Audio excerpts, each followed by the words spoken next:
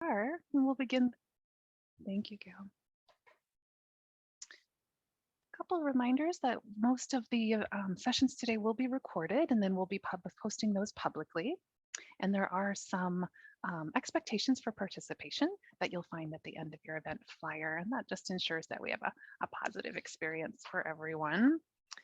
And today's and yesterday's conference could not be possible without the help of Gail and Marisa. I'll let them introduce themselves. Hello, everyone. I'm Gail Rattan, the Atlas Events Manager. Thanks for being here. And I'm Marisa Giesler, the Atlas Operations Manager. So glad that you're here this morning. Great, thank you. A lot goes into making these conferences happen, and we're so grateful to their behind the scenes work. We are also grateful to all of the hosts and co-hosts. So for every session, there is a tech host and a tech co-host, making sure everything runs smoothly, and our support network providers all helped make this happen. Many volunteers came from those various grantees. And of course, thank you to all of our presenters who, in a time where everyone's overwhelmed with all the things, they said yes to one more thing on their to-do list, and we're very grateful. Kristine, who else was involved? Hi, good morning, everyone. I'm Kristine Kelly. I'm the Atlas Literacy Coordinator, and I would like to take a moment to recognize the Latte, the Language and Literacy Advisory Team. This is a team of people who really do a lot of the work determining what we could offer and what we should offer. And we pour over all kinds of information, evaluations from conferences, webinars, requests from the field, and then they use their own wisdom of their teaching and ABE knowledge to decide what might be good for the conference. So I would really like to thank this group of people. This will be the Latte team for the next 2 years. And in the future, when we're looking for new members, please consider being on Latte. Thank you. Sorry, I have a spider that has decided to just come out of nowhere and crawl across my keyboard, so I'm backing up. Okay, that makes good sense. Well, be safe over there. And while you're taking care of that, maybe we can launch a poll. Yes, we have a poll for you this morning. We have a couple questions, and we just kind of want to recognize who's in the room and talk a little bit or ask a little bit about why language teaching is so important, because we're all language teachers, and we know that what we do is important, but for some specific reasons, and also gauging who has English learners in their classrooms, because that's changed quite a bit in probably the last 10 years.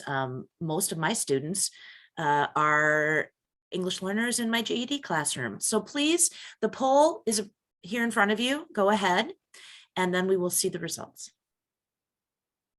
And you do need to scroll down a smidge to see that second question. Yes, so go ahead and scroll down. There are 2 questions total.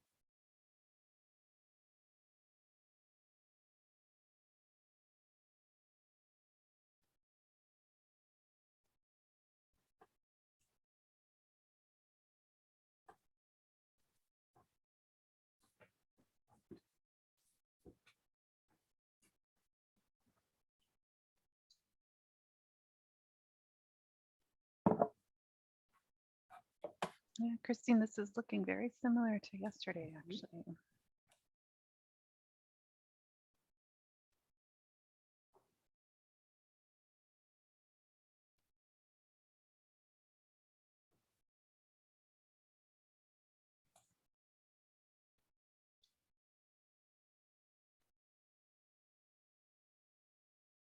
All right, should we end that? Yes, let's go ahead. And as you look through the reasons to emphasize language teaching, clearly they're all incredibly important, and which is why we have such a high number, 93%, all of the above. But for number 2, yes, this is very similar to what we saw yesterday. 67%, at least half of our students speak English as an additional language. And, again, we talk about as time has gone on, many of us have have had an increase in ELs in our classrooms, which means we may be providing different language supports and things that we hadn't in the past. So bringing us all together as language teachers is really crucial. And Patsy, who's a great lover of metaphors, is going to talk a little bit more about this idea of the importance of us all recognizing ourselves as language teachers. Great. Thank you, Kristine. It's true. I do have a thing for metaphors, and those folks who work with me closely know I tend to think and problem solve in metaphors. And this is one that we actually thought a little bit about in 2015, the first time we ever did the Language and Literacy Institute, and it grew out of the Adult ESL Institute back in the day that had a 25-year history. And then we decided that it would make more sense for anyone who teaches or touches in any way language, reading and writing to actually have this time together. And so I'm going to frame my comments around this metaphor of shiny, smooth rocks. So thank you for taking that poll just now in the previous slide. And it's clear that language learners are a very key part of our programs across the state. And we know that immigrants and refugees are simply part of the fabric of Minnesota, and that we are enriched by their families. And they entrust us with their education. And it's also clear that regardless of how they're designated by NRS level, be it ABE or ESL, that we all want our students to be able to tell their stories, to communicate effectively, to advocate for themselves and their families, and to meet all of their personal goals, to transition into whatever's next in their lives. All of these things take language skills. And the language demand of adulting these days is high, right? And some of us in adult education have particular expertise in language acquisition and language development, and that's what we are trained to do. I'm one of those people. And some of us have a background in specifically reading and literacy, such as Kristine. And some others have specific expertise in special needs, learning disabilities, special education. Others bring math or career pathway expertise, policy expertise, or other related fields, and sometimes not so related fields to this work. In order for all of our students to meet their goals, it really does take all of this expertise. There is a lot happening. So here's the metaphor. I think as teachers, we're all working to become shiny, smooth educators and good at what we do and serving our students well. And well, rocks don't become shiny and smooth by sitting by themselves. They become that way by being in the water and by bumping up against other rocks. And so one way that teachers become so good at their craft is by interacting and bumping up against other teachers and sharing sometimes calm and sometimes tumultuous times in education. So how do teachers change and grow? How do we best serve all of our learners? Well, the way we become shiny, smooth educators is by spending time in sometimes uncomfortable spaces where we are interacting with people with different expertise and different backgrounds. And they may come from different teacher preparations, such as K-12, ESL, literacy, math, learning disabilities, policy. And they may work in very different contexts. Some of you work in large urban programs, others are in small rural programs, others are in corrections, one-room schoolhouse, nonprofits, anywhere in between. And all of these different perspectives contribute to, here it is, the lake bed of professional wisdom. And the more we interact together, the smoother and shinier we all become as educators. So how do we smooth our rough edges? How do we become more effective? Well, one way is by interacting in days like today and navigating together. And sometimes it's bumpy and the edges can be sharp, but it all helps us to do our work better. So the magic really happens when we share what we know with finding out what others know. So no matter how you identify, whether you consider yourself a teacher of ESL, a GED teacher, a diploma person, a career pathway person, whether you're teaching remotely or in person or hybrid or high flex, maybe you're a manager or a teacher or a teaching assistant or a volunteer, we need everybody. We need the whole team. It takes all of our expertise. So just to end, we have this thought of that we are all language teachers. The academic and rather rigorous language demand of adulting the world these days is daunting even for our American-born students for whom English is their primary language. and let alone our students for whom English is an additional language. So we're really glad you're here. We need you. We need the whole team. And I encourage you today to step up and step back as makes sense, to hurry up, not only to contribute, to hurry up and listen to each other today. We have today as a kind of a gift of time to interact with each other and take a step perhaps away from our everyday work to just work on our craft and learn some stuff. And that way, the shinier we all become. So I'm going to turn it over at this point to Brad, our fearless leader at the state, to give us some state announcements. Thank you, Patsy, for that beautiful message and that motivating way to start our morning. I want to thank Patsy and all of Team Atlas for hosting today's event and for all of the hard work that you're doing to put this event on. Yesterday was outstanding, and today I'm looking forward to today being another outstanding day. I also want to thank Latte for all of your hard work in organizing today's event. And I also want to thank Astrid Leiden from our team for being kind of our professional development specialist and doing such an amazing job working with so many of our support network providers. My name is Brad Hasskamp, the State Adult Education Director, and I want to share a couple of updates with you about our high Cs, the high school equivalency assessments here in Minnesota.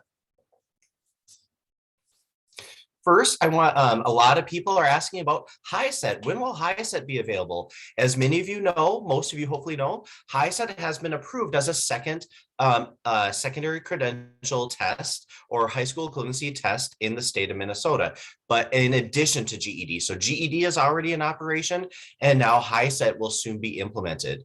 Unfortunately, we're having a bit of a delay with our implementation of HiSET, and so we will not be fully able to offer HiSET tests until about August or September of this year. We just need we have a couple of things that we need to work out before we can actually offer HiSET testing in the state. And we at the Minnesota Department of Education are working with HiSET staff to get all those pieces put together, and we'll have more information, more training for all of you soon. Let's talk about some of these next steps in terms of how can HiSET become implemented here in Minnesota. There's a couple things that we need to do internally here at the Minnesota Department of Education in terms of updating our credentialing database so that we can actually process HiSET-based diplomas and transcripts and get data from HiSET so that we can actually have a repository or a database and issue diplomas from HiSET grads. So that will tentatively be done in August. We also are working with HiSET staff over the next year to implement these new test systems. A whole new set of test systems or test centers need to be set up around the state. And this will be in collaboration with HiSET staff through PSI. PSI is the host organization for HiSET. And so they will be working with them to try to set up these test centers around the state. In addition, we'll need to create some policy, technical assistance documents, and there'll be a lot of training over the next several months.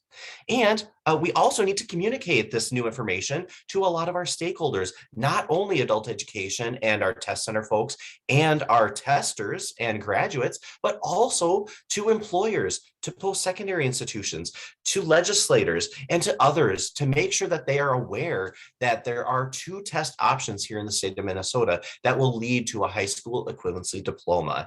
And so that communication plan will unveil itself with our other stakeholders as we have a more tight timeline and more information to share.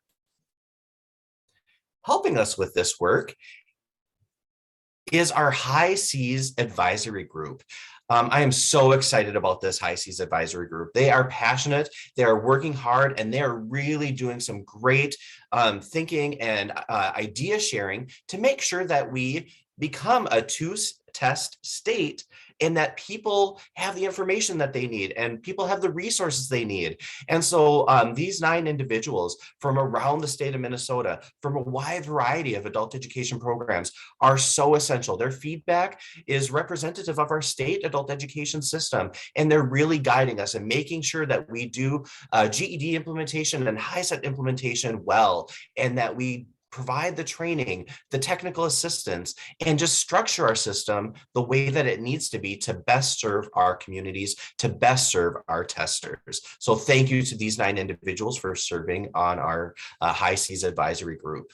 In addition to these 9 individuals, on the next slide, we have, you can see that this group is led by a trio, Literacy Action Network, Minnesota Department of Corrections, and the Minnesota Department of Education. And so I'm very thankful to co-lead this group with C. Mualeski, President at Literacy Action Network, and Patty Pop with the Minnesota Department of Corrections. This has been a great collaborative effort. And we're very thankful for Carla Vian at Literacy Action Network for hosting our meetings and doing a lot of the logistical work to make sure that we are able to convene. And I also am excited that joining this group is our test vendors. So we actually have folks from GED and HiSET, Melissa and Tanya, part of this group and helping to make sure that we have all of the information and giving us an opportunity and a platform to kind of give advice or kind of seek advice from them. And so it's been a great collaborative with those test vendors as well. And so I'm very thankful for this work and very thankful to continue this. And as we get more information, we will be happy to share it. At this point, I'm going to turn it over to Kristine. Kristine. Thank you so much, Brad. And I am on that High Seas team. And what impresses me the most is just the passion that these educators bring and their concerns that students get the best options, the best possible experience, the best possible chance at reaching their goals. And so it is really a great experience working with that group of people. I am going to talk about some professional development opportunities, and Patsy's going to talk about some as well. So let's go to the first one. We have the EBRI webinar series coming up. Marn Frank from Atlas did retire, but we have enticed her to come back as a consultant and deliver this 6 series of webinars on EBRI, everything from understanding the 4 components of reading and evidence-based reading instruction, diagnostic reading assessment, and then through the 4 components. These will be, you can attend one, you can attend all, it's up to you. There are CEUs for each webinar, and the link to register for the EBRI webinar series and the topics of each webinar are included in the registration. So hope to see you there. The Writing Studies Circle, we've been talking about this for a few years and we're getting it off the ground. It is going to be a pilot and there will be 4 study circle meetings. And I am facilitating this Writing Study Circle with Stephanie Summers. We're very excited about it. We have received many applications and we're really excited about that. You have until February 1st to apply for this. And again, in the chat box is the information. It's a simple Google form where we ask you some questions about you and writing and kind of what your expectations are. There is a stipend. There are CEUs for this, for completers. And we're just going to kind of dive deep and really talk about ways to increase the quantity and quality of writing in our classrooms. Great, thank you, Kristine. So we have some information about teaching online, the support and idea swap, and I'm actually going to invite Adam to say a little bit about this. He's here this morning. Adam Kiefer. Hi, good morning, everyone. Thanks, Patsy. Yeah, we had one session a couple weeks ago. It was attended by 16 teachers. The time went by really fast. It was a great session of sharing needs and also sharing resources. So highly encourage you guys to just attend. There's no prep necessary other than bringing your burning instructional questions, and then also maybe bringing potentially sharing instructional resource strategy that's worked for you. Both those things would be great to bring, but other than that, no prep, no pressure to attend. But they were great sessions. And then we have a Padlet that we're making as people share resources, and that's available to all the participants as well. And I could share that with you now if you wanted to in the chat, the one we got started. But a great session, time just to kind of share with each other. And that's it. So looking forward to seeing you guys on the next 2 sessions. Great, thank you so much, Adam. And Gail, thanks for dropping that link in the chat, the Teaching Online Idea Swap. A little more information at that link. And the next meeting is February 16th, and then again on March 9th. And we encourage you, if you are teaching online, to come together with some fellow colleagues and talk about that work. It's complicated, so it takes everybody. And mark your calendars. In lieu of in-person regionals, while we would love to hold them, it doesn't appear to be quite safe enough to do that yet. So we are going to have a statewide virtual conference on April 22nd. It'll be similar to this conference in that there are concurrent sessions throughout the day, some networking coffee breaks, updates from our friends at the Department of Education. So mark your calendars, plan to join us. It's a Friday. Registration will open in mid-March. Looks like Adam just dropped the Padlet link too. Thanks for that. All right, and also a few days after today, we are holding an IET Treasure. So IET stands for Integrated Education and Training. If you are someone who is new to that work or doing it, but would like some support around it, we encourage you to join us for the IET Treasures webinar on February 3rd. And also coming up, you'll note the dates for a CCRS support webinar, some pronunciation webinars from our colleague Andrea Eckelberger, as well as some trauma-informed practice. And much more available on the events calendar. And thank you to Gail for dropping that link. The teacher verification model, I'm going to invite Kristine to say a little bit more about what's coming up for that. Well, the TVM process is going strong here in Minnesota, and we have some upcoming certification webinars. The actual registration info is in the TVM module. This is a particular module in the Distance and Blended Learning Basics for Minnesota Adult Ed online course. If you want more information about teacher verification model certification, and of course, this is going through a process so that you can deliver instruction and collect proxy hours for it, please go to, I think the links are being, yep, Gail is just doing a wonderful job dropping these links. And during these certification webinars, you get a chance to dive a little bit deeper into some of the kind of nuts and bolts, recording information in SID, talking about the difference between homework and a good asynchronous, well-planned lesson. And you will get time to work with your colleagues in breakout groups to kind of finesse the lesson, the sample lesson that you need to submit to get some feedback before you submit the final one. So we're really proud of this process. Many teachers have gone through it.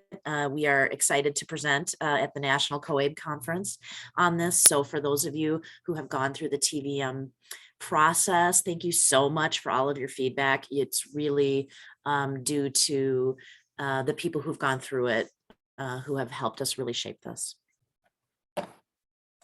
Great, thank you, Kristine.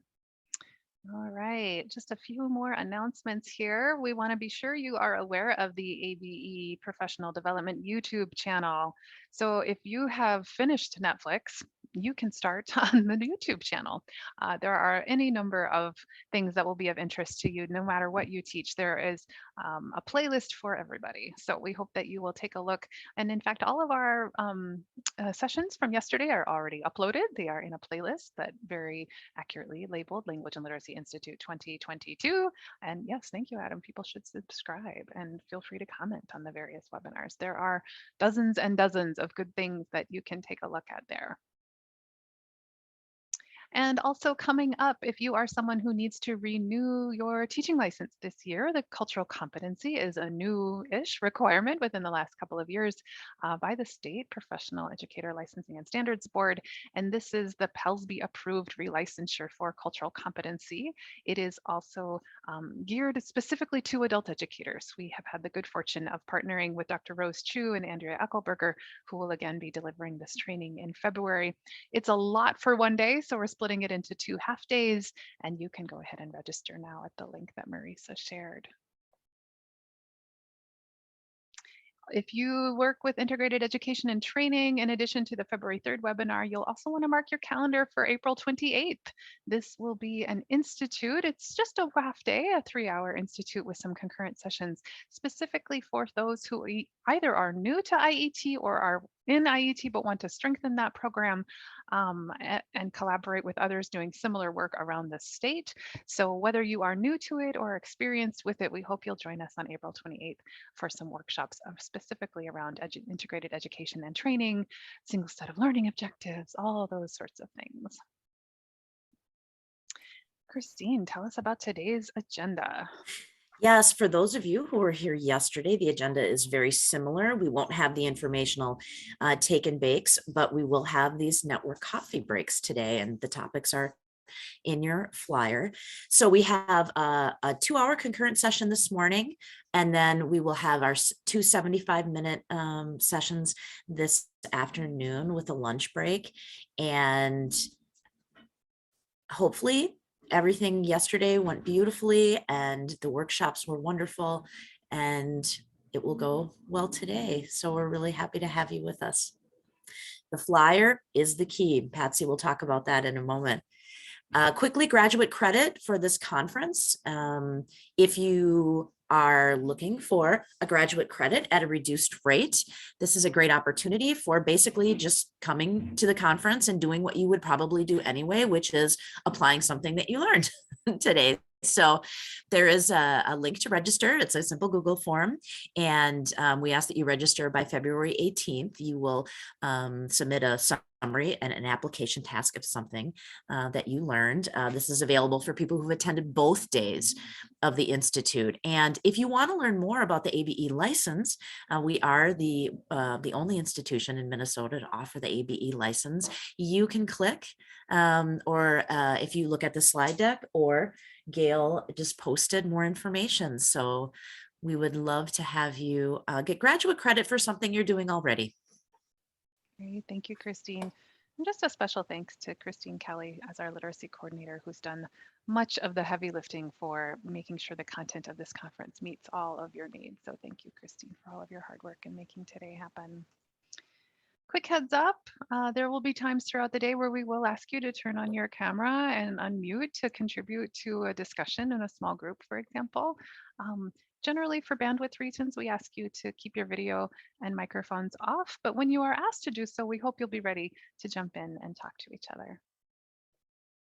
And the flyer is indeed magical. So recordings, actually yesterday's recordings are already posted on your flyer. They're all in the YouTube channel, but we've offered specific direct links to those as well. And the evaluation is your key to the CEUs, and the evaluation is at the end of that flyer as well. So it's embedded. Hang on to that link to the flyer that Gail just posted. If there's high traffic, you might need the copy that she posted as well, just so everyone can get in. They're the same. It's just a way to be sure that everyone can get to the sessions easily. The links to join each workshop are under the name of the workshop. So the link for today's welcome session you will not need again. You'll now use the flyer to navigate to all of your other workshops today and use it at the end of the day to fill out your evaluation, and then you'll be able to download your CEUs. And that's it. Wow, exactly 9 o'clock. We did it, Kristine. So thank you so much for coming. The next session begins at 9:15. We'll hang out for just a moment in case people have any questions, but you are welcome to go refill your coffee and head to your first workshop.